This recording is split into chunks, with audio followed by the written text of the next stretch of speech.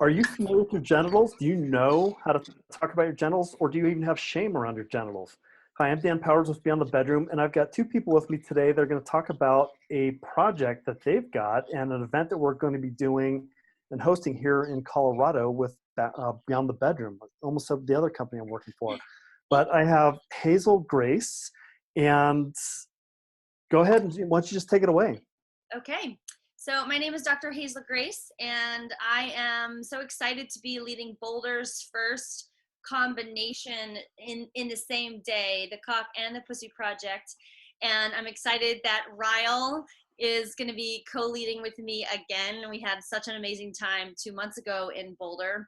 And the reason why this is really exciting, in the past we've done the Cock Project and the Pussy Project on different days, but this opportunity is for anyone who joins the Cock Project and share their stories, those who identify as having cocks, being witnessed by essentially mostly pussy owners, will actually switch, and then in the afternoon those who identify as having pussies will be able to share their stories about what it's like to be them around their genitals and sexuality, being witnessed essentially by the cock owners. So what's really great about this opportunity is that we're going to be in this journey together in the whole day. So everyone will have the opportunity to be in what we call the inner circle, the sharing circle, and in the witness circle as well.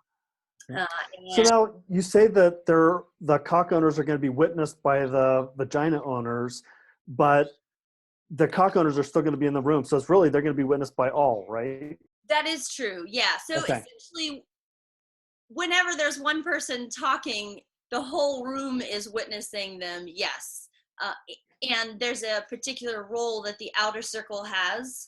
So for example, with the Cock Project, the cock owners will be in the inner circle facing in, and then there'll be a circle on the outside, which is the witness circle. And so for that hour and a half section, the outer circle, they're just being holding space, and they're being silent, and they're listening compassionately with curiosity, and they're also listening with the attention of how are they being impacted, because I think one of the most potent part of this whole process is the opportunity for the witnesses on the outer circle to actually share their experience at the end of what it was like to receive the communication. And this is where sometimes some of the biggest transformation happens, because it's like the people on the outside get a window, a glimpse into a world that's not been theirs. And so what oftentimes happens in this process is we realize that we're so much more similar than most people ever thought. And in that place, that there's this really palpable connection and compassion and understanding, and like, wow, I am like you and you are like me. And it's really my favorite part, is that part at the end where the witnesses share what they got out of witnessing them.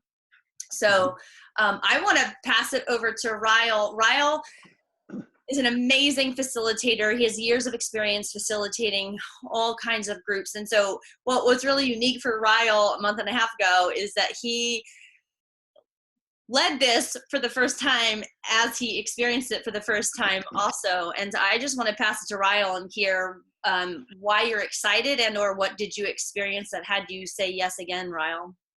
Nice. Thanks. Thank you. Yeah, it was an incredible experience that first time. Absolutely being able to participate in it as well as co-lead it with you, Hazel Grace, for the first time was a really beautiful symphony of these different experiences, bringing together my background and expertise in facilitation, but also really my passionate belief in using these practices and forms as a means of effective healing. And the context that you've laid out, particularly for sexual exploration and revealing and uncovering and using that format and program to heal these old parts of ourselves, I was blown away. I was impacted by it and touched by it for days and days afterwards.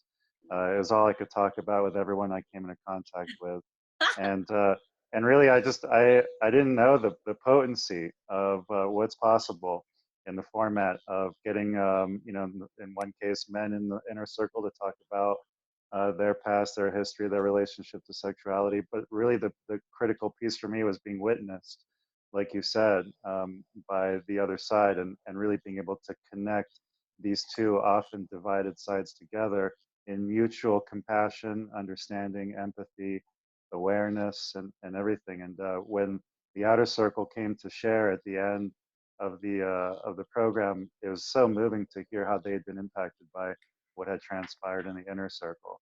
And I loved it. I can't wait for this now to be joined into one full day's worth of programming, and really get everybody in the room together, and stitch these sort of divided, wounded parts all back together, so that we can work together in some collaborative way, not only for our own selves and our own healing, but to transmit it outward to the people that we're in community and in relationship with. Mm-hmm.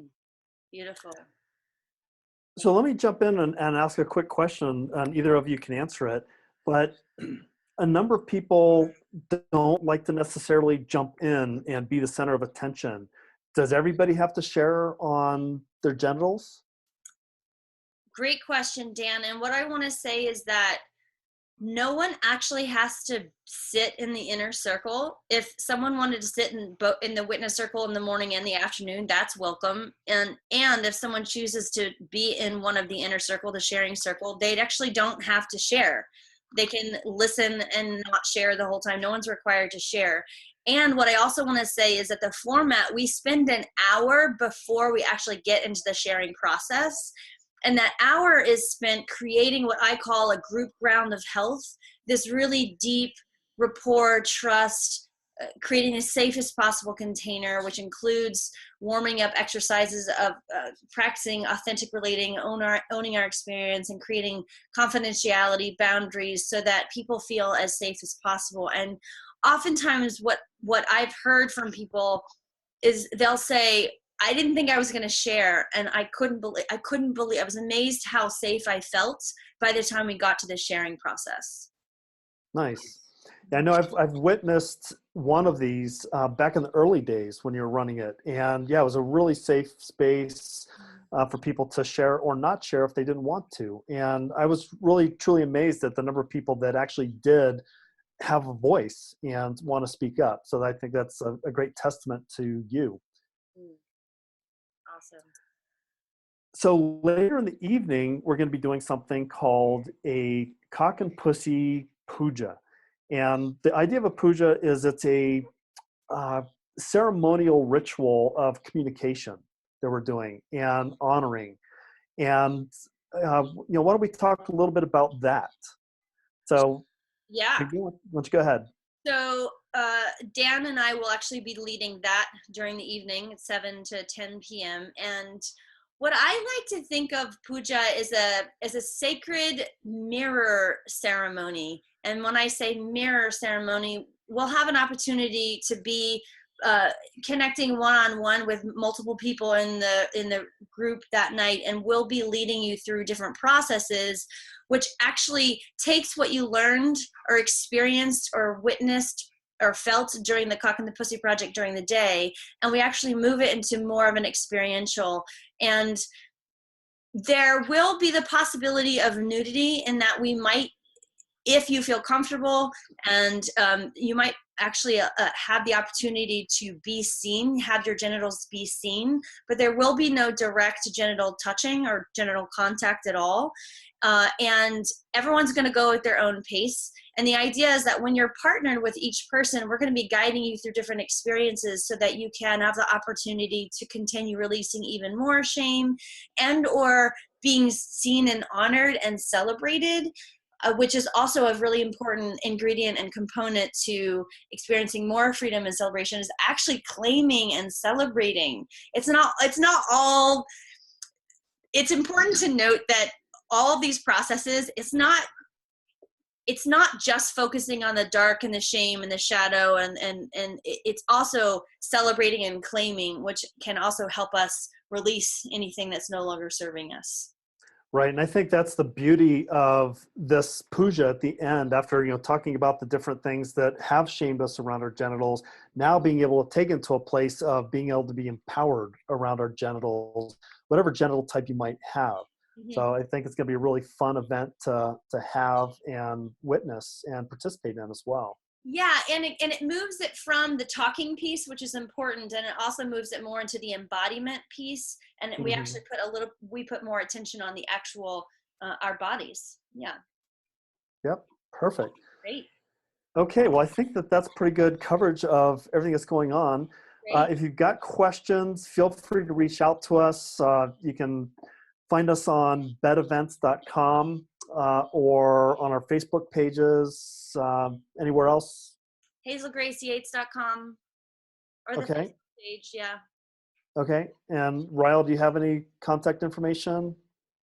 No, just what Hazel Grace mentioned works. great, Okay, great. We'll just go through there. awesome. So thank you guys. I appreciate it. Thank you. Mwah. Thank you.